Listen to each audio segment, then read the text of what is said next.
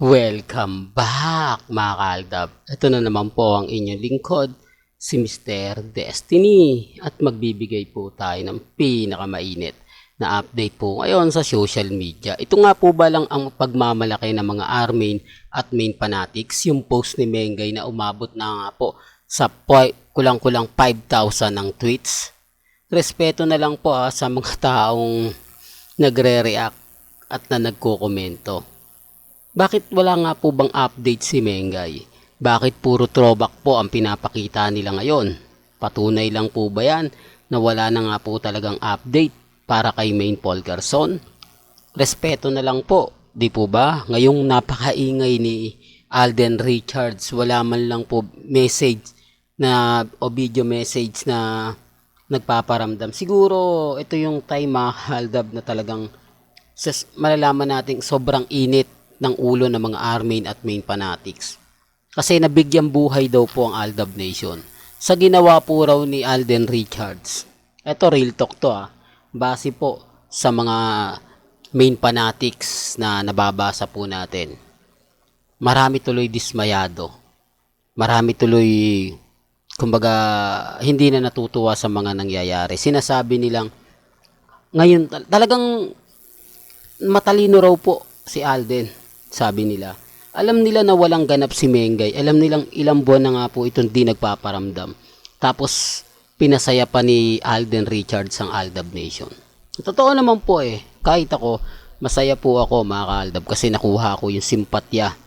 Kumbaga, dating napapaisip tayo, di po ba? Pero ngayon, sa mga sinabi ni Alden Richards, nagkaroon tayo ng kahit sabihin na natin na maliit na tsansa dahil kasal na nga po si Congressman Spotted at si Mengay, pero sabi ko nga po sa inyo, baka magulat na lang po kayo, may press conference na mangyari o magpa-press con si Congressman Spotted at si Mengay.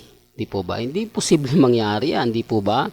Mala Carla Abellana at Tom Rodriguez issue na naman yan, Mr. Destiny. Alam mo kaya ka nababas kaya mainit na mainit ang ulo sa'yo sa Facebook kasi parang gusto mo pang maghiwalay si Mengay at si Congressman Spotted. Alam bang kasalanan niyang sinasabi mo? Alam mo ba na mabigat yang ginagawa mo? Na maganda ang buhay ng mag-asawa tapos sinisira mo? Alam niyo sa totoo lang, pero bago nga natin pag-usapan to, kung bago ka lang sa channel na to at isa kang true-blooded Aldab Nation na nagmamahal po kila Mengay at Isoy, tama po ang channel na pinuntahan mo, kaya consider na po kitang bagong subscriber. At huwag mong kalimutang i-share ang mga video po natin sa mga mami, sa mga titas, at sa mga senior. Well, remind ko lang po Sarsuela lang po yung naganap na kasalan. Halatang-halatang scripted po yun. Unang-una, taliwas po yun sa mga nakita natin. Taliwas po yun sa mga napanood natin, mga kaaldab. Nung panahon na hindi maulan, maganda panahon sa Baguio, yun po yung nakita natin. Di po ba kumakanta pa si Henyo Master Joey De Leon? Pagkatapos po, nagpakita pa ng mga photos ang TBJ. Doon pa lang mapapaisip na kayo na parang may mali. Samantalang bumabaha na nga po sa Baguio ng mga panahon na yon. Nagkakaroon na nga po ng landslide. At eto pa po yung patunay yung mismong mga fans ni Mengay o mga main fanatics pumunta po ng Baguio. Alam niyo po ba yung kwentuhan nila? Sinasabi nilang hindi sila pinaakyat na kung saan nga po kinakasal si Congressman Spotted at si Mengay dahil delikado. Real talk to mga kaaldab. Pero ang tanong, kung delikado, bakit nakapunta yung mga ibang yon? Bakit nakaakyat sila ng Baguio gayong delikado raw po, sabi ng mga nagbabantay? For the record, at bakit ngayon, kumbaga, nung pumunta sila po, nung araw din na yon, o umaga na po yon, Kahapon pa po raw wala nang pinapaakyat. Ibig kong sabihin, hindi na po talaga daw pinapupunta dahil nagkakaroon na nga po daw ng landslide at marami na raw pong pagbaha sa ibang parte ng Baguio, lalo na sa Burnham Park. For the record lang po. Kaya nga po mapapaisip kayo at yung mga sasakyan na napakarami. Nawala daw po yun 400 o sabihin na natin mahigit 400. Saan mo itatago yung mga sasakyan na yan? Hindi naman po pwede mag-commute lang yung mga yan. Mga vice president ng ABS-CBN, kumbaga mga mabibigat na mga artista, mga kilalang direktor, di po ba? Saan mo ilalagay yun? O saan mo itatago yung sasakyan? Kaya nga po ang daming lapses, ang daming nakapagtataka, di po ba? Pero gaya ng sinabi ko, wala naman po maniniwala sa akin. Sino nga po ba maniniwala sa akin kung yun yung sasabihin ko? Kung galing naman po mismo sa mga armain at main fanatics yung mga nababasa ko, di po ba?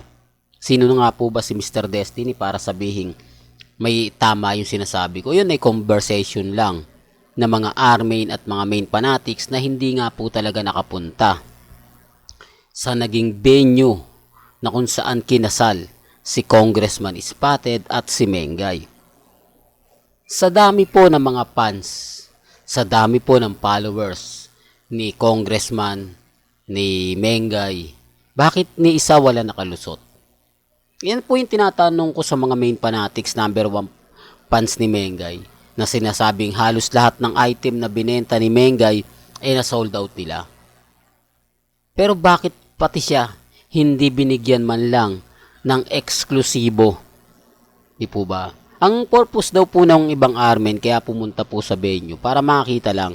Hindi naman po talaga sila po pwedeng makapasok dahil wala po silang imbitasyon. Pero makita lang nila yung venue, mapicturean lang nila yung venue na kung saan nga po kinasal si Congressman Spotted at si Mengay. Yun lang daw po yung purpose nila, pero never po sila nakarating at never nga po silang pinaakyat. For the record lang po, Kaya nga po ako, may kanya-kanya po tayong pananaw, may kanya-kanya po tayong opinyon. Sinasabi ko lang po ito sa mga taong dumadaan at bumibisita sa channel natin.